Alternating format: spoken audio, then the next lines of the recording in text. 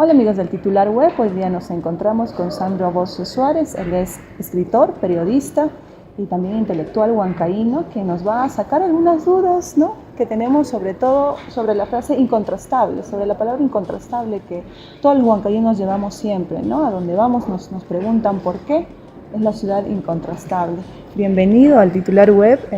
Muchas gracias. Muchísimas gracias por aceptar la entrevista y queríamos saber precisamente por qué el término de ciudad incontrastable a Huancayo. Claro, es muy interesante esto, además que a mí siempre me ha gustado enterarme del tema. Lo que pasa con la ciudad incontrastable es que Huancayo empieza a llamarse así en 1820, efectivamente, cuando se lanza a una gran contienda contra los españoles en Azapampa. Esta contienda hizo que los españoles no llegaran a Huancayo porque ellos habían prometido terminar con Huancayo. Entonces allá los detuvieron, hubo muchísimos huancaínos muertos, pero lograron detenerlos ahí y echarlos para otro lado. Entonces eso hizo que a Huancayo se le llamara ciudad incontrastable. Pero tenemos que analizar un poco el término en ese entonces, porque estamos hablando pues de casi 2 siglos atrás. Y incontrastable significaba que no tiene contraste como hasta ahora, pero también significaba, y ahora ya no, valiente, indubitable, y esos términos, es por esos términos que le pusieron incontrastable a la ciudad de Huancayo, que además, a propósito, es la única ciudad que lleva ese epíteto en el mundo, ¿no?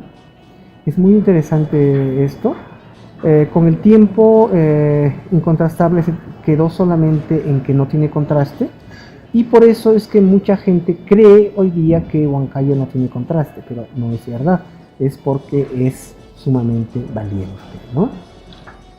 Bueno, ahora nos gustaría que nos pueda hablar un poco más sobre Huancayo Monumental, ¿no?, que empieza en la Capilla de la Merced y de repente va hasta la Plaza Huamanmarca, ¿no?, pasando por varios espacios importantes e históricos que, gracias a Dios, todavía se conservan en Huancayo. Sí, pues bueno, tendríamos que decir en primer lugar que en Huancayo no tenemos demasiados lugares como esos. Hay muy pocos que deben mantenerse todavía, pero sí es importantísima la Capilla de la Merced. La Capilla de la Merced es una capilla muy antigua aquí en Huancayo, que fue testigo de muchas cosas. Por ejemplo, la abolición de la esclavitud por Castilla se hizo en esa capilla. Y no olvidemos, yo todavía lo recuerdo cuando era muy pequeño, haber ido muchas veces a esa capilla y haber visto todos sus espacios llenos de placas, llenos de pinturas, llenos de imaginarios maravillosos, y sin embargo nos queda pues el espacio físico, que es el espacio que ha visto pasar por Huancayo muchísimas cosas. El tema de los españoles, el tema de los chilenos, todo de eso es testigo esta capilla, es testiga esta capilla, que necesariamente nos interesa muchísimo. Un poco más allá, a 3 cuadras, se encuentra la plaza de la Constitución, que es una plaza muy moderna, muy joven, porque recién se construyó en 1970. No sé si tú sabías que la mitad de la Plaza de la Constitución estaba ocupada por una casona, por una casa muy grande, que era la casona Piélago, y solamente la mitad de lo que ahora es la Plaza de la Constitución era una plazoleta. Tuvo varios nombres, entre ellas la Plaza Francia. Plaza del Comercio también. También ¿no? El Comercio, sí, tiene otros nombres además. Y la catedral, que se empezó a construir en 1799, fue justamente en la zona que era la plazoleta.